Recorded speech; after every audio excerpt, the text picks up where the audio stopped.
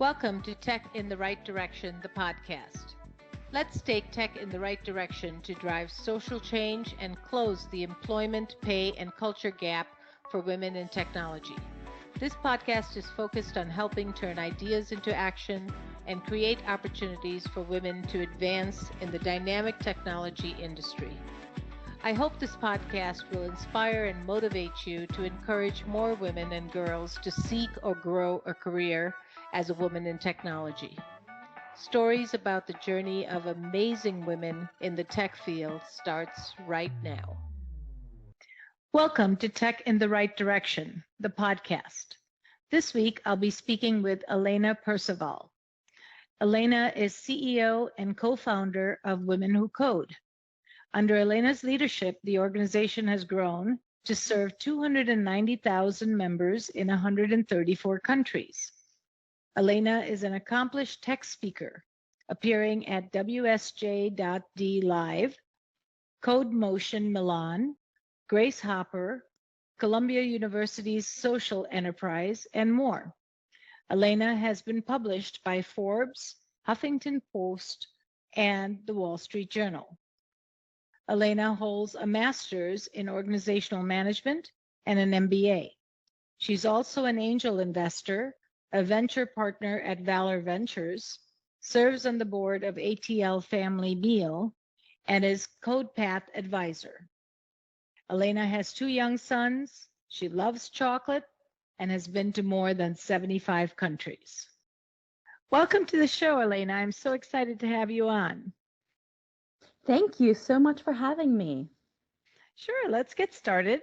So as a woman in tech, can you share with us your career journey and how you got to where you are today?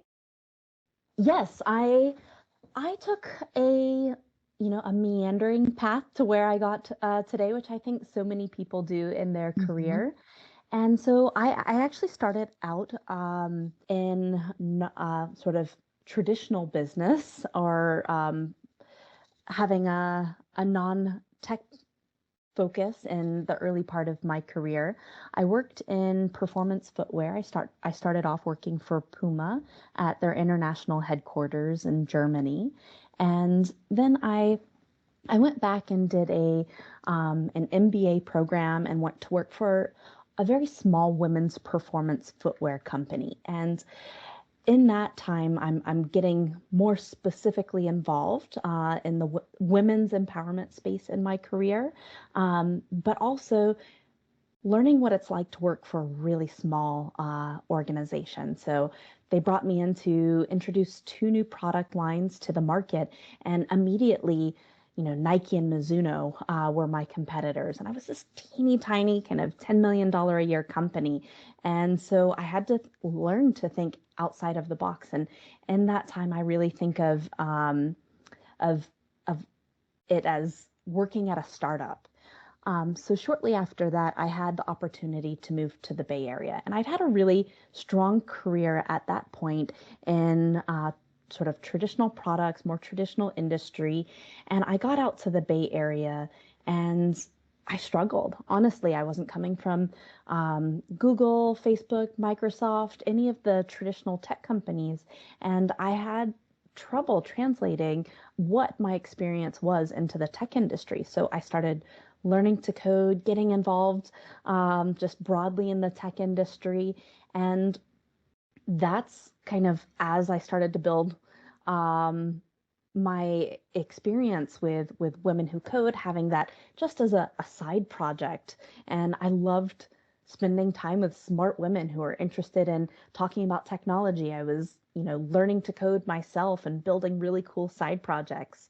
While professionally, I was gaining a little bit more experience in the tech industry, and I was at a small startup that got acquired, so gave me my tech chops.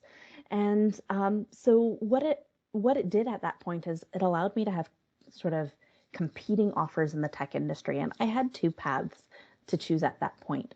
So I had an offer for an amazing product role, and then I also had an offer to be the head of developer outreach at a technical recruiting firm that really focused on senior and executive level. And so I ended up choosing that path because they allowed me to also run their philanthropic arm and loved the work that I was doing, in my spare time with Women Who Code.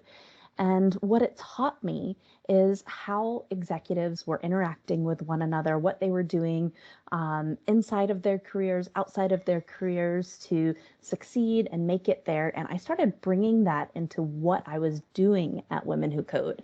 But what I also saw is that fewer than 5% of the people getting these executive level technical positions were women. And so I also saw a critical need. And at that point, when I was there and when I just realized how important Women Who Code was to the industry and the world, I decided, hey, I'm going to go ahead and take that risk. I'm going to pursue Women Who Code full time. That is amazing. Lots of experiences all folded into that initial career. That was great. Tell me about that moment when you had a thought to actually code. What was that feeling like? What triggered it? How did that come about?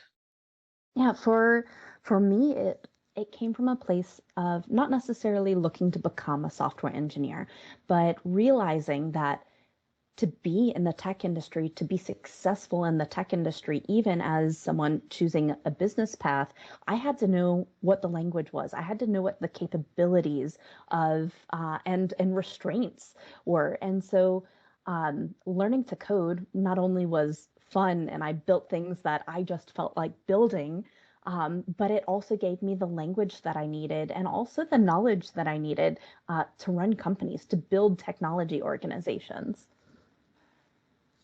So did you learn and teach yourself, or did you go to some classes? How did you do that? Yeah, I was learning and teaching myself. So I got books. I was going to different events. So not I didn't go kind of straight to a Woman Who Code path, but there were a lot of kind of learning events that were out there, and I would participate in those. But it was primarily at home, and I was using going to these events, and eventually that was Women Who Code. To help me stay focused on my goals, to help me create a space where I had accountability and I had other people who were on the learning journey with me. And it's kind of like having a workout buddy, but for learning. Hmm. That's great. That's great. So, as you know, this podcast is focused on bridging the employment, pay, and culture gap for women in technology. What Mhm. are you seeing in the industry today? So there's still definitely gender-based gaps Hmm. in pay exclusively. So there's other gaps, but it's a little bit smaller than what you see in other industries. Um, Other areas that we really want to see some improvement is also around kind of the stock options and the equity, and so those are also pieces that are important to be negotiating as you're accepting your offer, because they might have a set budget of this amount, and yes, you say, hey, could I get a little bit more, or is there any room to go up?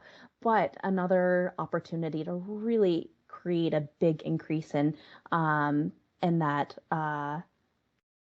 the overall compensation package is by asking, is it possible to increase my stock options by just a little bit? And another thing that is just really important is um, the drop off of women as you move up the ladder. So as soon as you go from individual to contributor up to that manager level, you're seeing a big drop, and that first level of leadership is the toughest for women to overcome, because we have gender-based bias where we're evaluated based on our experience, and men tend to be more often evaluated based on their potential, which Hmm. means to overcome that bias, you have to find a way to practice leadership outside of your individual contributor role to make yourself, eligible to overcome this bias that exists. So one, we need to create change in the industry, and we're amplifying that this exists, and you should go into your evaluation process knowing this exists and work to overcome the bias. But also, Women Who Code creates experiences for women to practice leadership and demonstrate that, hey, Jane and John are both talented software engineers in the company, but look, Jane has given a talk at these Women Who Code events. She has led a project at these events. She's, stepped up as a leader in the community and, now has a following. She's written blogs. She's, all of these things that are helpful to overcome that bias. And it's not fair that the bias exists, but while it does, we're working both sides, overcome it as a society, but also help our members to specifically build those skills to overcome it as well. That's great. Yeah, that definitely is the bias in the industry, and we've got to overcome it. We've got to show our potential and prove our experience, right? Mm-hmm. Just as you said. So, very true. So, Women Who Code has grown to serve more than 290,000 members. Wow, in 134 countries. That is amazing success. Can you share with us some best practices for growth? Yeah. So I would say two things. We've seen as a slightly, I hate to say benefit because we're in the middle of this pandemic that has been just hard all the way around for everyone. Mm-hmm. But what it forced us to do is go completely digital with our programming. Right. And so it pushed us ahead probably about 3 years in that direction. And before we were producing programming in person, about 2,000 events a year, all in person. And now all of those are happening in the digital space. So it's enabled us to go from serving a community in about 20 countries to serving all of our members in 134 countries. And that's just been incredible growth, and to have achieved that in, now just a year and a half. The other thing that I think also happens outside of this, very unique sort of forced dramatic change period is that we've always empowered at the local level. So we work with volunteers. Women Who Code's very volunteer driven. Our volunteers are the heartbeat of our community. And what we do is we have a system where we go through and train and develop leaders in communities and in technology tracks. And then we specifically let them know one of their first responsibilities is to elevate more women into leadership roles within the organization. One, that enables their job to be easier. It enables us to grow. But also, as they accept a promotion or move to a new location or don't have the bandwidth anymore to volunteer, it creates depth that allows us to continue not only to go, but to grow. Did you know that there is an increase in the number of women leaving the tech industry? As a woman-owned business, Directions Training has made it our mission and passion to change this statistic.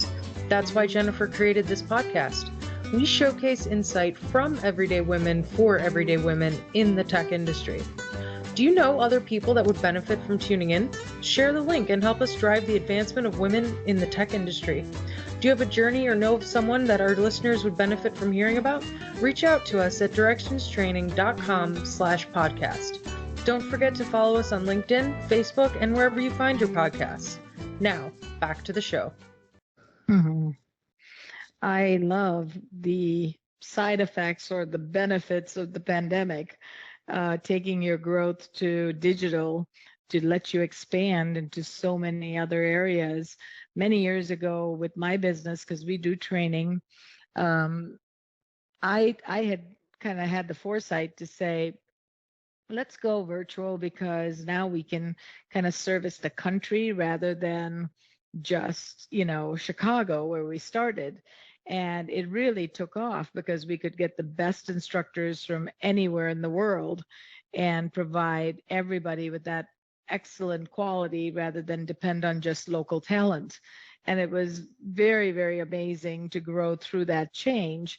And I'm sure, you just like adopted this new way of running your business instead of in-person events, going to digital events, and really made that work on a large scale, on a global level. That's amazing. And then I like the empowering at the local level. Could you tell me a little bit about if you're starting a Women Who Code um, group in a new country? What does that look like? How does it start? How does it formulate? How do you grow new talent at the local level? Yeah, so it looks very different right now. So if someone is interested in getting involved in Women Who Code leadership, just visit womenwhocode.com. And if you scroll down to the bottom, we have a, volunteer get involved in our Get Involved section, and go ahead and sign up to volunteer. And that's, how you get into our community, or getting involved through our tracks is a fantastic way to get involved as well. So we have 6 different technical tracks: mobile, blockchain, front end, Python, data science, and cloud. And so getting involved as a lead. So if you wanted to, give a series of talks, reaching out to our fellows from one of our tracks is a very easy way to get involved, either in a small way of just, hey, I want to give a 10-minute talk, or if you want to do something bigger, like help to support our Hacktoberfest event, or be part of a group who's going to help judge who our speakers are at our next conference. That's a great way to get involved. Just visit our website. Definitely would love to do that. And I'd like to get involved in some way and help, because this is a passion of mine as well. So definitely we'll look at the opportunities there. Elena, you're also a Forbes Women contributor who writes on a variety of topics pertaining to technology, diversity within the tech, and trends within the industry. Can you share with us some of the trends that you're seeing? Yeah, so I would say that it feels very clear to me. It's also my space, but diversity, equity, and inclusion is a very important topic right now. It's a very important topic for businesses, and businesses have not figured it out. So this is an area where companies absolutely need to be investing. Their employees value it. They know it's important, and for attracting and retaining talent, as well as when it hits the bottom line, having diversity on your team and on your leadership team, you see a higher return on investment. Companies do see that this is important, and so that's a big trend. Mm-hmm. So yes, DEI is very critical, and it's on the top of mind for many, many organizations. But you're right, they don't know where to begin. They understand there are benefits of diverse thoughts, to have an inclusive workforce, to make sure everybody has equity both in pay and devices and broadband and all of those types of things. But they don't know where to begin. So we are actually working on a lot of different solutions to help organizations with this initiative. But I completely agree. It is definitely a trend for the future, and I'm so happy to see it, and just need to coach and grow these companies to that next level and keep that momentum up so that we can see more equity, diversity, and inclusion in our workforce. So we talked about growth. Now let's talk about leadership. What are some of the qualities that women possess that make them great leaders? Some of the qualities that make women great leaders really stands out to me um, is grit, being across the board. You know that you're coming up against biases that don't exist for your male counterparts, and so being willing to be part of the valleys as well as the peaks is going to be incredibly important. Mm-hmm. And one of the things that I think is critical for all leaders going forward, as across all industries we're going through this kind of digital transformation, is having technical knowledge and having a bit of a technical background. And this is going to be critical because, information security becomes just as critical for organizations to succeed as, financial security has in years past. And so what I believe is going to be seen more and more over the coming years is that the people leading industries, people leading companies will have technology in their background. Mm-hmm.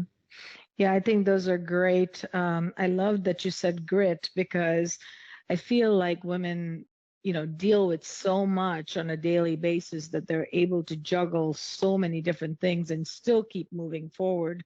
I know loyalty comes to mind. I think women employees are much more loyal than their male counterparts. I also find that collaboration, and they include many different thoughts and ideas rather than making a decision in a silo. So I think those are also great leadership skills. And I love that you said about tech. And I think women will start getting more technology savvy and moving into those roles, because I think they will excel and grow tremendously. Exactly. So, what's one thing you wish you had known when you began your career that now you say, "Oh, if I knew that, if I had known that now, it would really make a difference." What would that be? Yeah. So I'm one of those people who believes that kind of your journey makes you who you are. Mm-hmm. And so what you know, what you didn't know, your mistakes, your wins, they all have a tremendous amount of value. But when I look back, if I could choose something to know, I would definitely have taken kind of a coding class, or learn to code at an earlier age. In my time with Women Who Code, what I see is if you've had even one coding class, you are learning much faster when it comes time to actually pursue that as a career.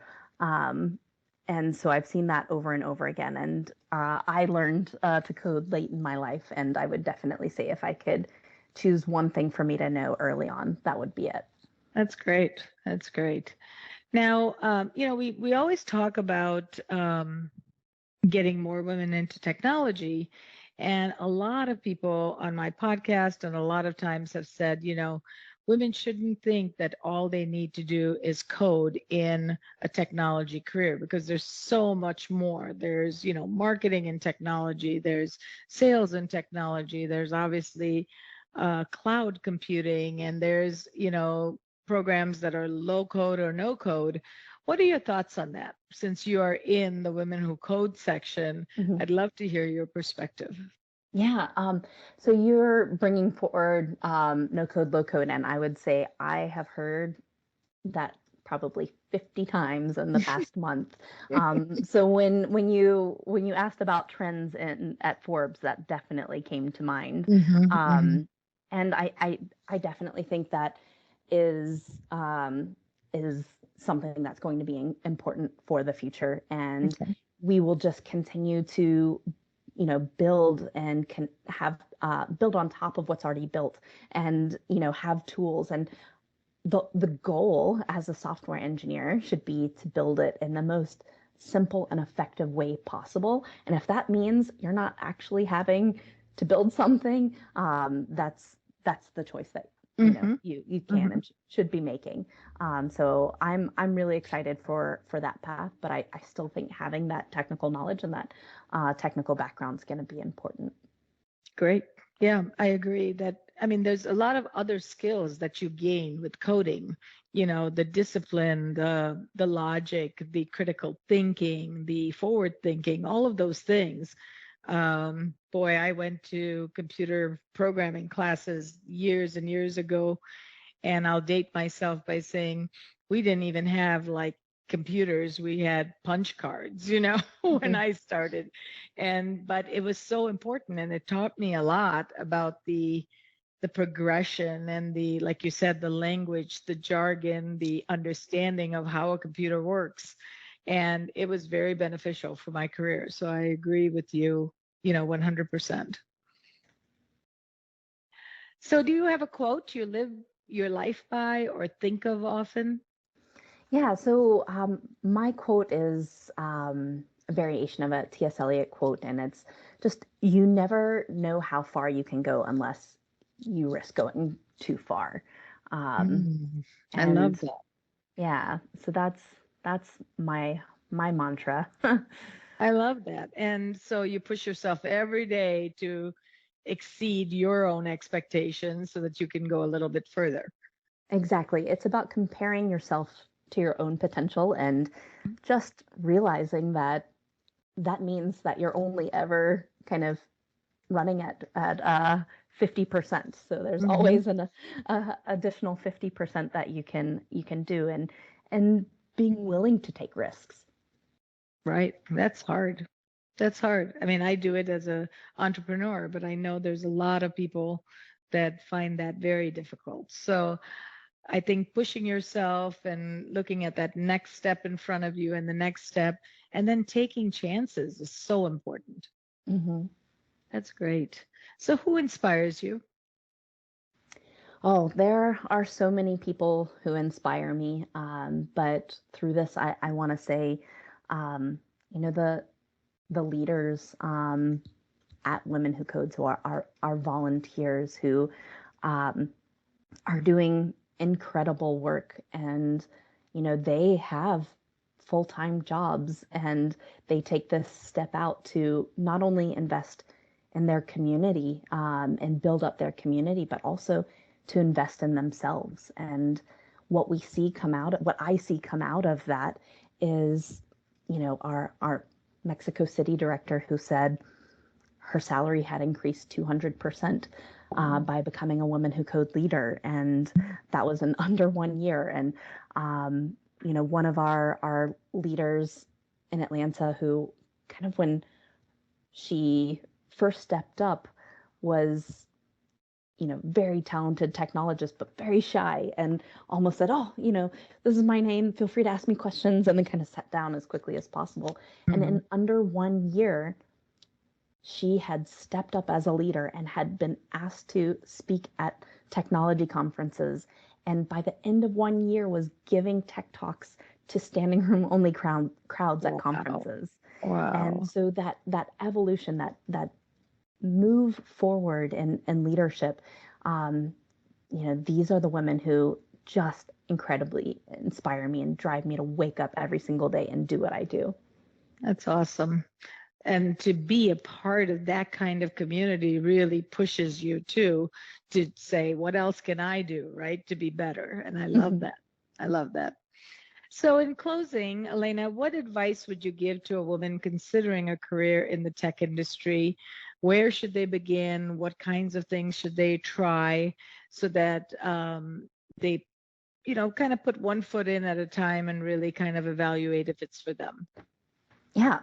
So if you are not already in the industry, I would say look on LinkedIn, reach out to a couple of people each week, ask them for, hey, could we have a 10-minute coffee chat? I'd just like to ask you some questions about your career and what you love about working at your company.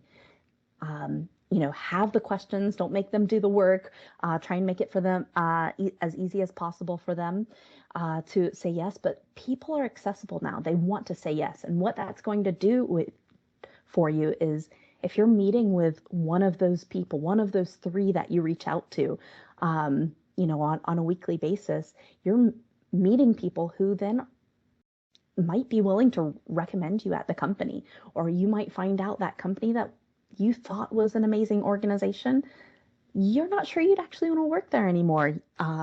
Or you're building this knowledge base in this community. And then my pro tip to someone who's already in the industry: tell your manager and the people around you that you want to be moving up. Tell them what you want in your career, because they probably want to help you get there, and they don't automatically know what your dreams are and what your goals are. So take that time to share that out. That's great advice. Really, really great advice. So Elena, thank you. It was such an honor to have you on my show, and I would love to have you again sometime in the future. But in the meantime, can you share with our listeners how they can get a hold of you? Yeah, I'm Alaina at womenwhocode.com. You can join Women Who Code for free. Just sign up at womenwhocode.com. And we have a conference coming up, so I hope you'll join me there. And we've got scholarship tickets. If you also are looking to come to a first tech conference and would like to receive a scholarship ticket. Great. Well, thank you so much. Truly appreciate your time. Enjoyed our conversation, and we hope we can talk soon. Thank you. Thank you for having me. Thank you. Thank you for listening to Tech in the Right Direction. Please take a minute to subscribe or follow so that you never miss an episode. Also, don't forget to like, share, and comment. Thank you. See you next week. From IT skill enhancements to end-user adoption training, Directions Training is your resource to help optimize the effectiveness of your technology investments. Over 500,000 students have taken advantage of our wide selection of technology and business training solutions, covering the most popular applications today, such as Microsoft 365, Azure, Windows 10, and more. As a podcast listener, we invite you to take advantage of an exclusive offer. Receive 30 days of free access to our Microsoft official curriculum, on-demand courses for IT professionals or end users. Visit us at www.directionstraining.com/podcast to claim this offer today. Hurry, this offer is only available for a limited time. Success is a journey. Ask for directions.